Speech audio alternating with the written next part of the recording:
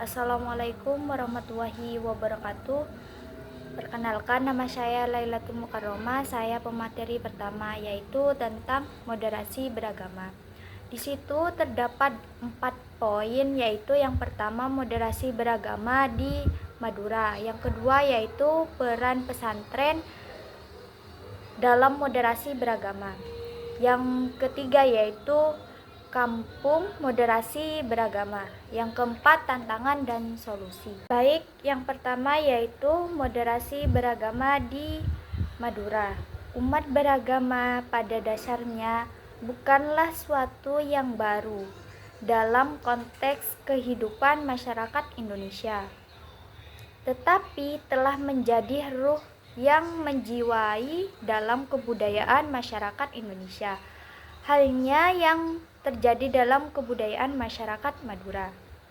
Artinya, kerukunan antar umat beragama sebenarnya tidak hanya dijelaskan dalam teks keagamaan, tetapi dalam konteks kebudayaan, bahwa konsep dan pola kerukunan antar agama tersebut juga tersirat dalam nilai-nilai kebudayaan yang dianut masyarakat. Keberagaman dan perbedaan dalam konteks bangsa Indonesia merupakan fakta hidup yang tidak terbantahkan, sehingga menghilangkan unsur perbedaan hanya karena egois kelompok tertentu merupakan tindakan yang tidak sesuai dengan takdir Tuhan dan nilai-nilai yang dianut dalam konstitusi bangsa Indonesia. Karena sadar akan perbedaan dan beragama berarti memiliki komitmen untuk mengelola kerukunan di antara perbedaan dengan baik dan dinamis. Memiliki rel khusus yang telah diajarkan oleh para ulama. Tentunya dengan beberapa prinsip yang terjadi. Landasannya, setiap pemeluk agama beberapa prinsip yang terjadi landasannya. Setiap pemeluk agama yang berasaskan moderasi beragama merupakan sebuah pemahaman dan praktis terpuji, perlu dilestarikan. Minimal moderasi beragama maupun menghindari seseorang dari dua jenis karakter, yaitu yang pertama, berlebih-lebihan dalam beragama, menganggap bahwa agama ini sesuatu yang suci sehingga tidak perlu memahami konteks dalam memahami aturan syariah, sehingga sesakralan agama tidak menjadikan pemeluk memahami esensi volume dari agama tersebut. Atau dalam Madura termasuk pulau dengan potensi alam yang luar biasa. Bahkan potensi Madura dan wisata juga menjadi karakter di pulau tersebut. Warisan-warisan yang mengandung nilai-nilai moderasi beragama begitu sangat kental. Hal itu misalnya digambarkan dalam fakta sejarah tentang toleransi antara umat beragama. Moderasi beragama di Madura merupakan upaya untuk menciptakan keharmonisan masyarakat yang mayoritas Muslim di tengah tantangan konflik yang sering terjadi antar nama agama dengan tingkat religius yang tinggi. Masyarakat Madura menghadapi tantangan dan menerapkan prinsip moderasi beragama yang mencangkup toleransi, menghindari kekerasan, dan saling menghormati antar umat beragama. Yang kedua yaitu peran pesantren dalam moderasi beragama. Pesantren memiliki peran strategis dalam memperkuat moderasi beragama di Madura sebagai lembaga pendidikan dalam dakwah. Pesantren berfungsi sebagai rujukan utama bagi masyarakat dalam aspek pemikiran dan ritual keagamaan. Penelitian menunjukkan bahwa pesantren dapat memanfaatkan jejaring sosial keagamaan untuk menyebarkan nilai-nilai moderasi beragama, untuk mendukung dari tokoh agama seperti kiai dan santri. Pesantren di Madura berfungsi sebagai lembaga pendidikan dan dakwah yang memiliki pengaruh besar dalam membentuk pola pikir dan perilaku keagamaan masyarakat.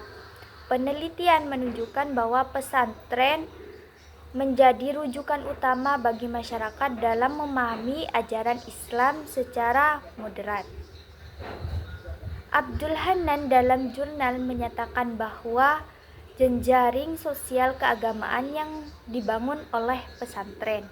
Yang ketiga yaitu moderasi beragama. Inisiatif seperti membentukkan kampung moderasi beragama juga dilakukan untuk mengedukasi masyarakat tentang pentingnya toleransi dan komitmen bangsa. Melalui pendekatan partisipatif, sosialisasi dilakukan kepada tokoh masyarakat dalam kepala desa serta melalui media sosial untuk meningkatkan pemahaman tentang moderasi. Kegiatan ini mencangkup dengan ceramah agama dan diskusi yang dapat memacu intoleransi. Program Kampung Moderasi Beragama telah diluncurkan di beberapa daerah di Madura, seperti Pamekasan. Program ini bertujuan untuk mendidik masyarakat tentang pentingnya moderasi beragama pada pertemuan komunitas lokal, seperti malam Jumatan. Inisiatif ini bertujuan untuk meningkatkan komitmen kebangsaan dan toleransi serta menghindari kekerasan. Yang keempat yaitu tantangan dan solusi. Meskipun ada upaya yang memperkuat moderasi, tantangan seperti konservatisme beragama masih ada. Beberapa kelompok di Madura menunjukkan pandangan yang lebih ekstrim yang dapat menyebabkan konflik. Oleh karena itu, penting untuk terus melakukan edukasi dan sosialisasi mengenai nilai-nilai moderasi serta mendorong dialog antar umat beragama. Meskipun ada upaya yang signifikan untuk memperkuat moderasi beragama, tantangan tetap ada. Beberapa kelompok masing-masing memiliki pandangan konservatif yang dapat memicu intoleransi. Penelitian menunjukkan bahwa kurangnya pengetahuan tentang moderasi beragama dan adanya pengaruh gerak transnasional dapat memperburuk situasi ini. Oleh karena itu, edukasi yang terus-menerus tetap moderasi beragama sangat penting untuk mengubah pola pikir ini. Cukup sekian dari saya. Wassalamualaikum warahmatullahi wabarakatuh.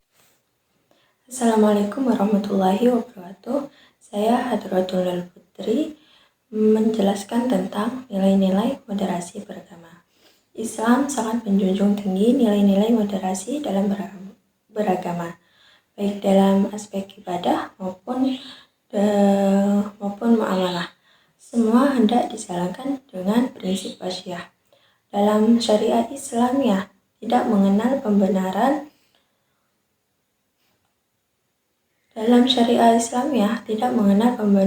Pembenaran terhadap pola pikir dan sikap ekstrim, menolak kekerasan dalam beragama, dan tidak pula pemahaman, sikap menyepelekan aturan, kaidah, dan syariat Islam.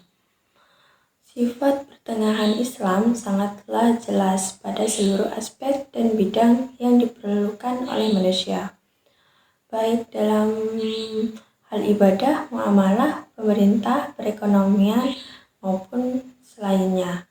Islam bersifat moderat, adil, dan jalan tengah. Nilai-nilai ini berfungsi sebagai pedoman dalam kehidupan beragama yang harmonis, terutama di masyarakat yang multikultural. Berikut adalah beberapa nilai utama dalam moderasi beragama. Yang pertama itu kemanusiaan. Nilai ini menekankan pentingnya menghargai martabat serta individu tanpa memandang latar belakang agama, suku, atau budaya. Yang kedua itu kemaslahatan umum. Moderasi beragama mendorong tindakan yang mengutamakan kesejahteraan bersama. Yang ketiga itu keadilan. Prinsip keadilan mengharuskan setiap individu untuk bersikap adil dalam interaksi sosial dan keagamaan. Yang keempat itu toleransi. Toleransi ini adalah sikap menerima dan menghargai perbedaan keyakinan dan praktik keagamaan. Yang kelima itu berimbang. Nilai ini mengajak umat beragama untuk tidak bersikap ekstrim atau fanatik. Yang keenam itu taat konstitusi. Menghormati dan mematuhi hukum serta peraturan negara adalah bagian dari moderasi beragama. Yang ketujuh, komitmen kebangsaan. Moderasi beragama juga mencakup rasa cinta tanah air dan komitmen terhadap persatuan bangsa. Yang kedelapan, anti kekerasan. Sikap anti kekerasan merupakan bagian integral dari moderasi beragama, di mana setiap bentuk kekerasan atas nama agama harus ditolak. Yang kesembilan itu penghormatan kepada tradisi atau menghargai tradisi. Masing-masing agama serta budaya lokal juga merupakan bagian dari nilai moderasi karena hal ini memperkuat identitas sekaligus kerukunan antar umat. Selanjutnya, implementasi nilai-nilai moderasi beragama. Implementasi nilai-nilai moderasi beragama dapat dilakukan melalui beberapa cara.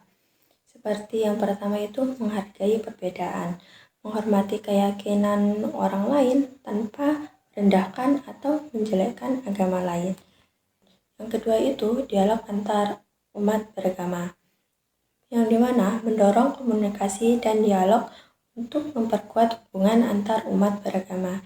Yang ketiga itu praktek nilai agama dalam kehidupan sehari-hari, menerapkan ajaran agama dalam tindakan nyata seperti kejujuran, kasih sayang, dan perdamaian. Sekian pembahasan dari saya. Wassalamualaikum warahmatullahi wabarakatuh. Baik, di sini saya akan menjelaskan atau memaparkan tentang pendidikan yang ada di Pulau Madura. Pertama-tama tentunya kita sudah mengetahui atau sudah tahu atau harus mengetahui bahwasanya dalam dunia pendidikan tentunya sudah ada beberapa nilai-nilai moderasi beragama yang telah diterapkan khususnya dalam ruang lingkup pendidikan yang ada di Pulau Madura, yang dimana pendidikan di Madura sini sudah memiliki karakteristik yang unik yang dipengaruhi oleh faktor budaya, agama, dan kondisi sosial ekonomi masyarakat. Dengan mayoritas penduduk yang ada di Pulau Madura di sini sudah mayoritas beragama Islam. Dan juga pendidikan di Madura seringkali didominasi oleh lembaga pendidikan yang berbasis kepesantrenan. Berikut di sini ada beberapa aspek-aspek mengenai pendidikan yang ada di Pulau Madura yang harus kita ketahui. Yang pertama yaitu dominasi pendidikan pesantren, di mana pesantren di sini merupakan peran sentral atau peran penting dalam sistem pendidikan yang ada di Pulau Madura, yang dimana sebagian besar anak-anak atau pelajar yang ada di Pulau Madura sudah mulai mendapatkan ilmu pendidikan sejak usia dini melalui dunia-dunia atau kelembagaan yang ada di dunia pesantren. Dan juga pendidikan yang ada di dunia pesantren ini bukan hanya mencakup belajar tentang ilmu keagamaan, melainkan juga mempelajari tentang etika dan moral yang baik dalam kehidupan bermasyarakat yang dikenal dengan istilah tata krama. Pesantren juga beradaptasi dengan kebutuhan zaman dengan menawarkan kurikulum yang lebih modern termasuk sekolah kejuruan. Juga di sini pesantren merupakan suatu institusi atau kelembagaan yang paling berpengaruh yang ada di Pulau Madura, di mana pendidikan yang ada di pesantren tidak hanya fokus pada satu ilmu atau tidak hanya fokus pada ilmu agama saja, tetapi juga mulai mengintegrasikan, mulai menerapkan tentang kurikulum pendidikan umum. Dan juga banyak pesantren di sini sudah menawarkan program kejuruan dan pendidikan formal yang setara dengan sekolah menengah, sehingga memberikan alternatif atau jalan gimana pendidikan yang lebih komprehensif bagi anak-anak yang ada di Pulau Madura. Dan juga kedua di sini kualitas dan tantangan pendidikan formal. Tentunya di mana terdapat banyak lembaga atau pendidikan formal yang ada di Pulau Madura seperti sekolah SMA dan SMK. Di sini sudah banyak tantangan dan hambatan yang harus kita ketahui, yang dimana seperti kurangnya fasilitas dan infrastruktur yang kurang memadai di sekolah-sekolah, dan juga ketidakmerataan distribusian guru yang berkualitas sesuai tupoksinya masing-masing. Dan juga penelitian menunjukkan bahwa banyak guru di tingkat menengah masih memerlukan pelatihan untuk meningkatkan kompetensi mereka dalam mengajar, di mana dan juga metode pembelajaran yang disampaikan oleh guru yang ada di Pulau Madura di sini masih menggunakan metode yang sederhana. Jadi kesannya bagi para siswa atau pelajar ini kesannya kurang menarik. Dan juga di sini ada poin ketiga tentang peran ulama dan masyarakat, di mana ulama di sini memiliki peran yang penting dalam sektor pendidikan yang ada di Pulau Madura, yang dimana masyarakat sangat menghormati tokoh agama seperti kiai, dan yang dimana keputusan untuk menyekolahkan semua anak-anak atau semua pemuda pelajar yang ada di Pulau Madura ini ke pesantren seringkali dipengaruhi oleh nasihat yang disampaikan oleh para kiai dan ulama, yang dimana pendidikan sudah dianggap sebagai cara untuk menyiapkan generasi muda agar tidak hanya cerdas secara akademik, akan tetapi juga memiliki akhlak yang baik. Juga kiai di sini sebagai pemimpin spiritual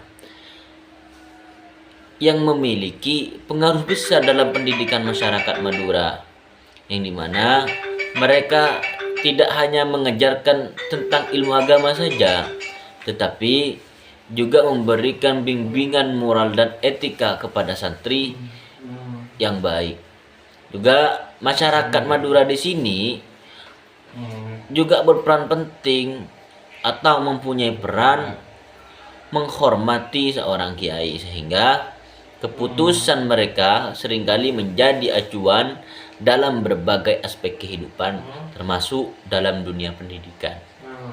Yang keempat di sini adalah kesadaran akan pendidikan tinggi, yang dimana meskipun sudah ada kesadaran untuk melanjutkan pendidikan ke perguruan tinggi, sudah memiliki kesadaran, banyak orang tua atau keluarga yang ada di Pulau Madura di sini yang masih memilih untuk mengutamakan pendidikan agama atau keterampilan praktis dibandingkan pendidikan formal.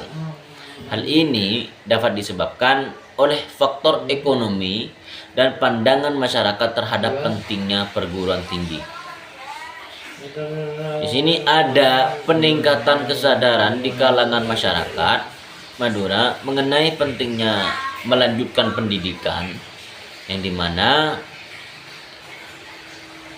ada beberapa kendala seperti ekonomi sering menjadi penghalang bagi mereka, dan juga masih banyak keluarga untuk menyekolahkan anak-anaknya, akan tetapi masih terhalang dalam sistem ekonomi yang ada. Dan juga di sini poin ke-5 adalah upaya peningkatan kualitas pendidikan yang ada di Pulau Madura.